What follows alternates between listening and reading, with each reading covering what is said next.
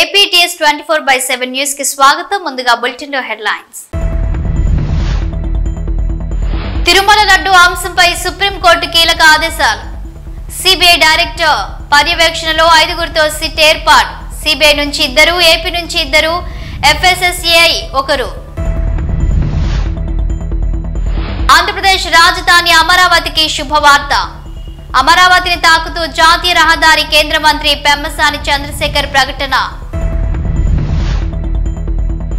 సికింద్రాబాద్ గోవా మధ్య కొత్తగా బైవీక్లీ రైలు ప్రారంభం. బుధ శుక్రవారం అందుబాటులో ఉంటుందన్న రైల్వే. ఆంధ్రప్రదేశ్ కర్ణాటక మీదుగా వాస్కోడి ఘామాకు రైలు. తిరుమల లడ్డూలో కల్తీ నెయ్యి వ్యవహారంపై సుప్రీంకోర్టు కీలక ఆదేశాలు జారీ చేసింది. సిబిఐ డైరెక్టర్ పర్యవేక్షణలో స్వతంత్ర సిట్ ఏర్పాటు చేయాలని ఆదేశించింది. 5గురు సభ్యులతో వీరిలో సిబిఐ నుంచి 2, ఏపీ ప్రభుత్వం తరపున 2, FSSAI నుంచి 1 సభ్యులుగా ఉండాలని సూచించింది. తిరుమల లడ్డు అంశం భక్తుల విశ్వాసానికి సంబంధించిన అంశమని సుప్రీంకోర్టు వ్యాఖ్యానించింది. అలాగే తిరుమల లడ్డు అంశంపై రాజకీయపరమైన వ్యాఖ్యలు చేయకూడదని justice B R Gavai, justice K V విశ్వనాథన్లతో కూడిన సుప్రీంకోర్టు ధర్మాసనం ఆదేశించింది. అంతకుముందు కేంద్రం తరపున సోలిసిటర్ జనరల్ తుషార్ మెహతా సుప్రీంకోర్టుకు తన అభిప్రాయాన్ని తెలిపారు. తిరుమల లడ్డూకు సంబంధించిన మొత్తం అంశాన్ని పరిశీలించారని, సిట్ సభ్యులపై ఎలాంటి సందేహాలు లేవు అన్నారు. అలాగే తిరుమల లడ్డుపై వచ్చిన ఆరోపణల్లో నిజం ఉంటే ఆమోదయోగ్యం కాదని అభిప్రాయపడ్డారు. తిరుమల శ్రీవారికి దేశవ్యాప్తంగా భక్తులున్నారని, సీనియర్ కేంద్ర అధికారి పర్యవేక్షణ ఉంటే మరింత విశ్వాసం పెరుగుతుందనే అభిప్రాయాన్ని వ్యక్తం చేశారు. ఆంధ్రప్రదేశ్ రాజధాని అమరావతికి కేంద్ర మంత్రి మరో తీపి కబురు చెప్పారు. అమరావతిని కలుపుకుంటూ జాతీయ రహదారి విస్తరణకు NHAI national highway authority of India ప్రణాళిక రూపొందించిందన్నారు కేంద్ర మంత్రి పెమ్మసాని చంద్రశేఖర్. గుంటూరు కలెక్టరేట్లో ఆయన నేషనల్ హైవేల పనులపై సమీక్షించారు.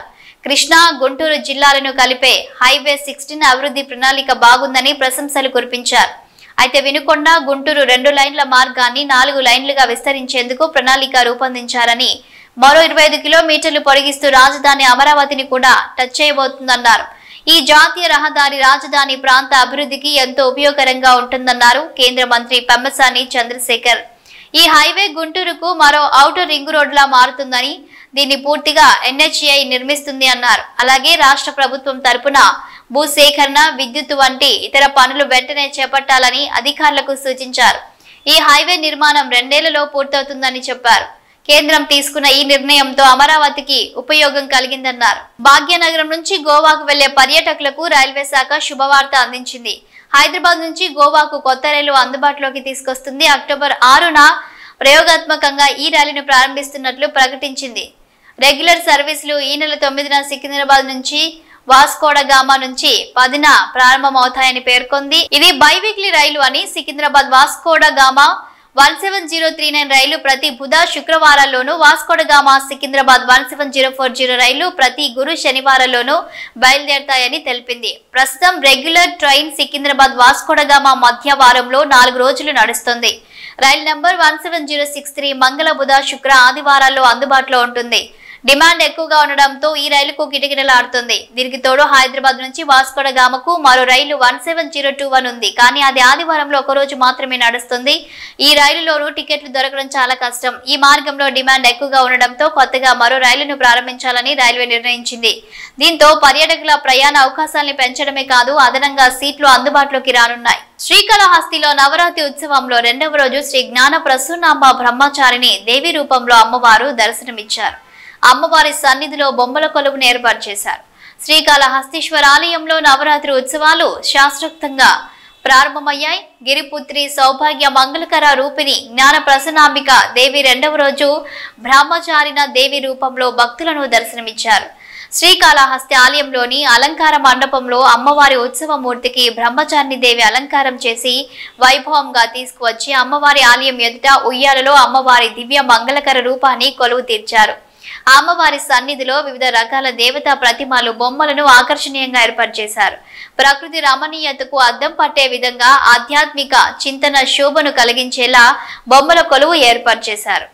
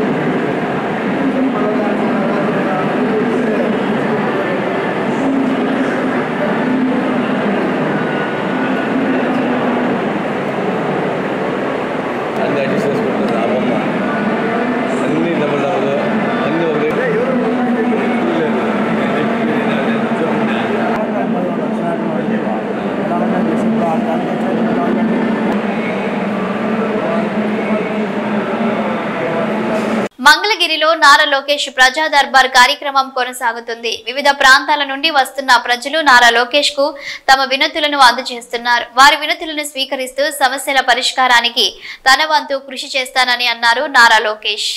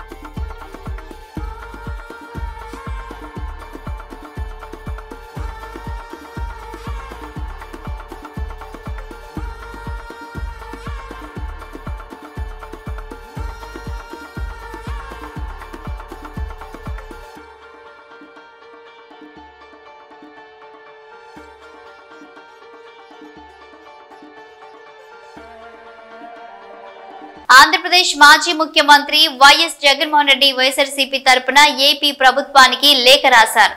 తాడేపల్లిలో అప్పటి సీఎం జగన్ క్యాంపు కార్యాలయంలో వినియోగిస్తున్న ఫర్నిచర్లో కొన్నింటిని తమ దగ్గరే ఉంచుకునేందుకు అనుమతించాలని కోరారు.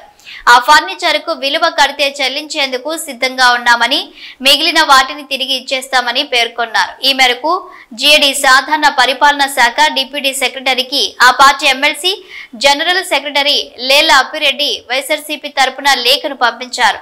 మాజీ సీఎం క్యాంపు కార్యాలయానికి కేటాయించిన ఫర్నిచర్ ను స్వాధీనం చేసుకోవాలని కోరుతూ గతంలోనే పార్టీ తరపున లేఖలు రాశామని, ఈ వ్యవహారంపై సాధ్యమైనంత త్వరగా నిర్ణయం తీసుకోవాలని తాజాగా లేఖలో కోరారు. తాడేపల్లిలోని జగన్ క్యాంపు కార్యాలయంలోని ఫర్నిచర్ ను స్వాధీనం చేసుకోవాలని, లేకపోతే ఎక్కడ అప్పగించాలో చెబితే అక్కడికి తీసుకొచ్చి అందజేస్తామని కూడా లేఖలో పేర్కొన్నారు.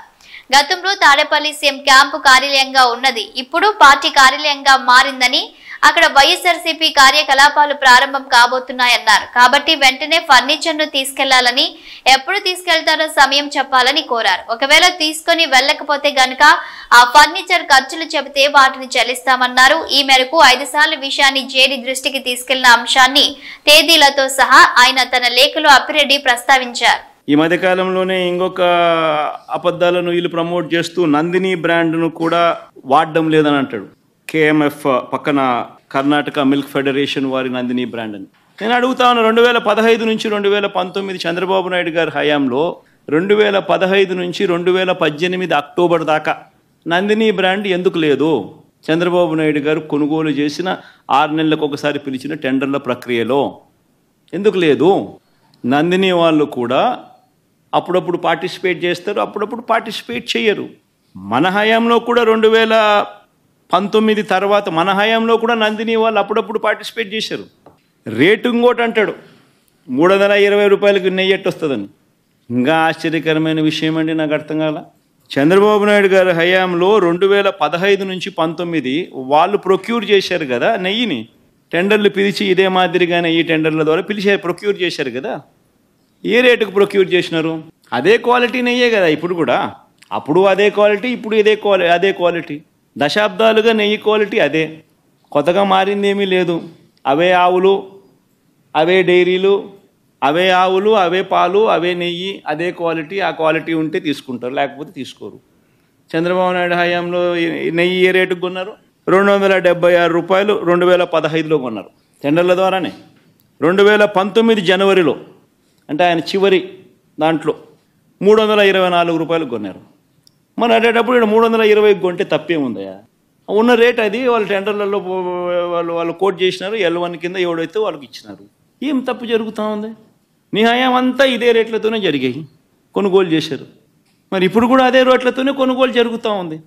కేవలం చంద్రబాబు నాయుడు ఇప్పుడు ఆయన హెరిటేజ్ పాలను కార్టెల్ ఫామ్ చేసి నెయ్యి రేట్లు పెంచేసి ఆ కార్టెల్లో చంద్రబాబు నాయుడు హెరిటేజ్ కంపెనీ లాభపడాలనే ఉద్దేశంతో కొత్తగా ఇప్పుడు రేట్లు పెంచడం కోసం అని చెప్పి కొత్తగా ఇప్పుడు మాట్లాడుతూ ఉన్నాడు చంద్రబాబు నాయుడు.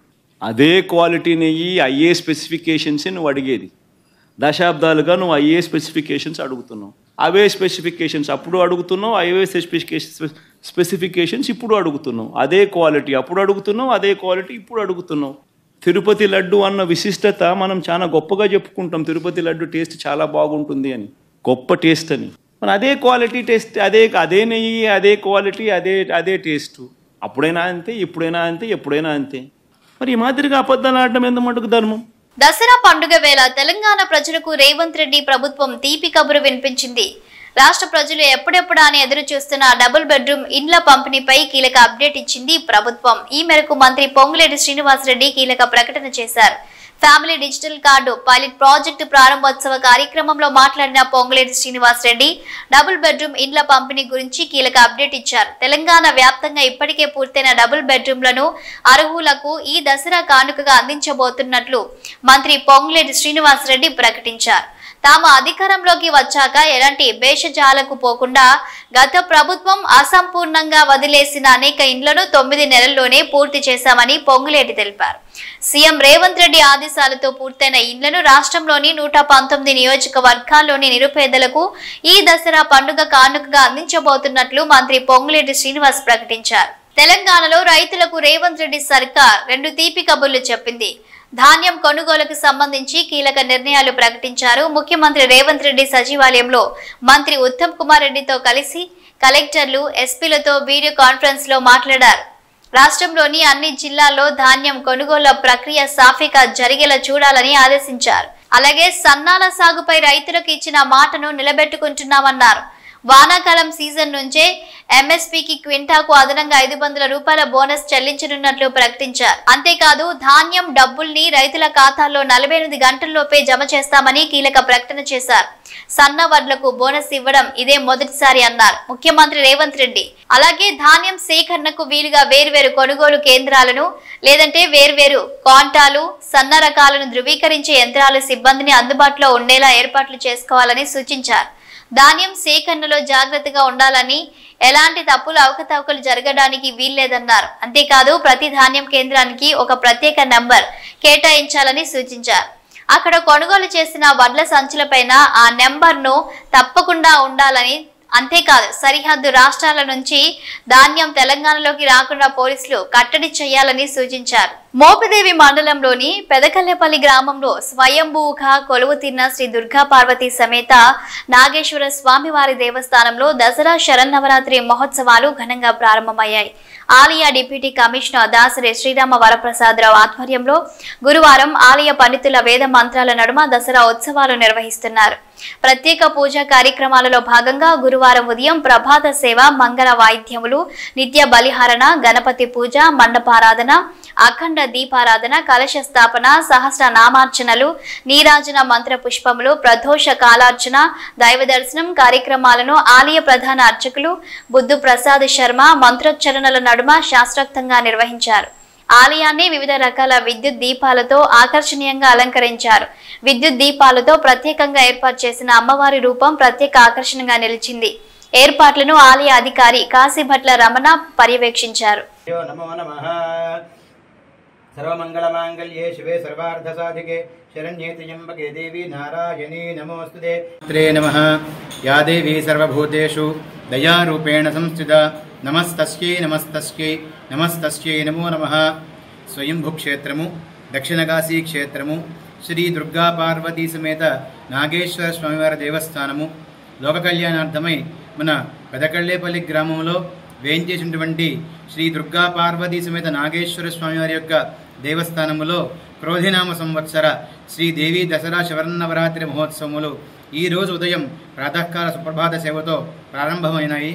ఈరోజు ఉదయం పూట స్వామివారికి అమ్మవారికి కూడా సుప్రభాత సేవ, కలశస్థాపన, మండపారాధన, విశేష కుంకుమార్చన, స్నపన మంజన కార్యక్రమంతో ఈ శ్రీదేవి దసరా శరన్నవరాత్రి మహోత్సవములు అత్యంత వైభవపేతంగా ప్రారంభమైనాయి. ఈరోజు ఉదయం శ్రీ పార్వతీ అమ్మవారికి, శ్రీ వనదుర్గా అమ్మవారికి శ్రీచక్ర నవారణార్చన, విశేష అర్చనలు కూడా జరిగినాయి.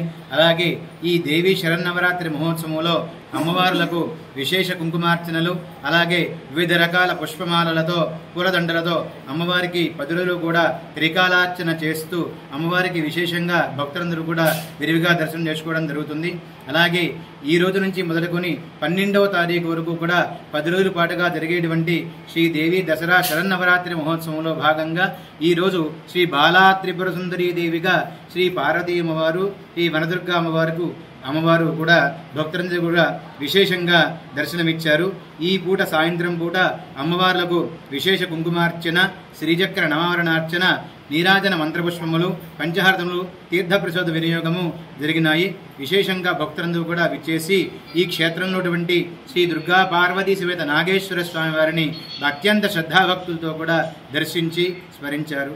హర నమః పార్వతీపతయే హర. భారతదేశంలోని అన్ని దేవాలయాలలో నైవేద్యాలు మరియు ప్రసాదాలలో ఉపయోగించే పదార్థాల స్వచ్ఛతను నిర్ధారించడానికి ఆంధ్రప్రదేశ్ ఉప ముఖ్యమంత్రి పవన్ కళ్యాణ్ గురువారం సనాతన ధర్మ సర్టిఫికేషన్ విధానాన్ని ప్రతిపాదించారు. తిరుపతిలో జరిగిన బహిరంగ ర్యాలీలో కళ్యాణ్ మాట్లాడుతూ సనాతన ధర్మంకు వ్యతిరేకంగా పరువు తీయడానికి లేదా ద్వేషాన్ని రెచ్చగొట్టడానికి ప్రయత్నించే వ్యక్తులు లేదా సంస్థలతో సహకరించవద్దని పవన్ కళ్యాణ్ కోరారు.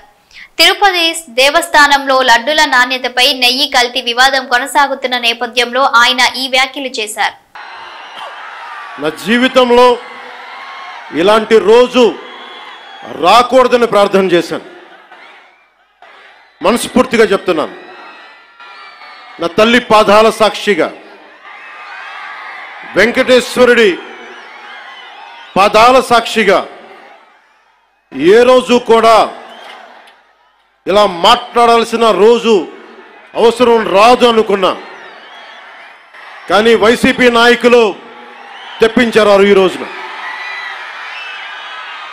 ధర్మో రక్షతి రక్షితః. ధర్మాన్ని నువ్వు రక్షిస్తే ధర్మం నిన్ను రక్షిస్తుంది.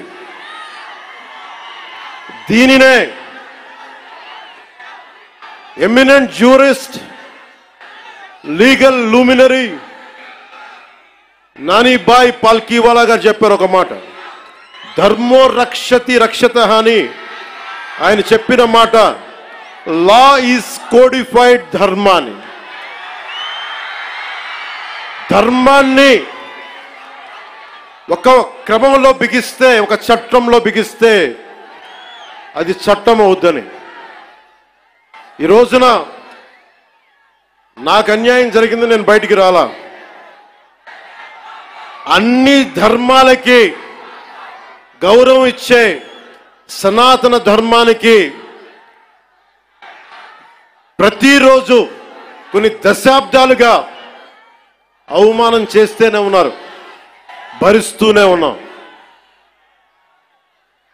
కల్తీ ప్రసాదాలు పెట్టారు. ఇదే తిరుపతిలో గతంలో జరిగిన వారాహి సభలో మీకు తెలియజేశాను. అపచారం జరుగుతోంది, సరిదిద్దుకోండి అని చెప్పాను. విన్లా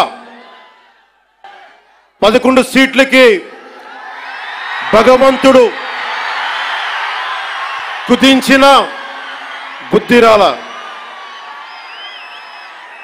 భిన్నత్వంలో ఏకత్వం చూపించేది సనాతన ధర్మం. ఇతర మత ధర్మాలని గౌరవించేది సనాతన ధర్మం. స్వస్తి ప్రజాభ్యః పరిపాలయంతాం న్యాయేన మార్గేణ జనరాజ్యతంత్రాః శుభమస్తు పశుపక్షి వృక్షకీటేభ్యః లోకాః సమస్తా సుఖినో భవంతు. ఇది ఈ ప్రపంచం కేవలం మనుషులు ఒక్కలే బాగుండాలని కోరుకోలా. వసుదైక కుటుంబకం, పశువులు, పక్షులు, మనుష్యులు, అన్ని ధర్మాలు, అన్ని జాతులు, అన్ని ప్రాంతాలు, అన్ని దేశాలు అన్ని సుఖంతో ఉండాలని కోరుకునేది సనాతన ధర్మం. అలాంటి సనాతన ధర్మానికి నిలువెత్తు ప్రతిరూపం శ్రీరామచంద్రమూర్తి. రామో విగ్రహవాన్ ధర్మ అంటాం. ధర్మానికి నిలువెత్తు స్వరూపమైన సాక్షాత్తు శ్రీ మహావిష్ణు అవతారమైన అదే కలియుగంలో మనం శ్రీ వెంకటేశ్వరుడు, బాలాజీ, పెరుమాళ్ అనే భక్తి శ్రద్ధలతోటి కొలుచుకునే తిరుమలలో వెలిసిన 7 కొండల వారికి ప్రసాదంలో అపచారం జరిగింది. దానికి నేను ప్రాయశ్చిత దీక్ష చేపట్టితే దానిని రాజకీయం చేయొద్దంటారు, అపహాస్యం చేస్తారు, అవహేళన చేస్తారు. నా సనాతన ధర్మాన్ని పాటించడం కూడా వీళ్ళందరికీ పాపంలాగా మాట్లాడతారు. When I practice my dharma, when I practice my Sanatana Hindu dharma, the so-called pseudo-intellectuals try to put me down, try to put us down, try to mock at us, try to ridicule us. This is what an average Sanatani Hindu has to go through in the land of Bharat. And I will also safeguard. I'm conveying this to the so-called secularists who ridicule my Sanatana Dharma. Let me tell you today, and I will safeguard my Sanatana Dharma with my life. If it gets attacked, trivialized and abused, if I have to lose everything, including my life and my political position as Deputy CM and this political power, I am ready to let it go. This is an oath I have taken in my life when I was at the age of 21 in the same Tirupati, when I was looking at the foothills of Lord Balaji, looking at the caption, looking at the sloka, Dharmo Rakshiti Rakshitaha, Dharmani Rakshiste Dharmani Rakshistundani. If you bulletin updates, keep watching.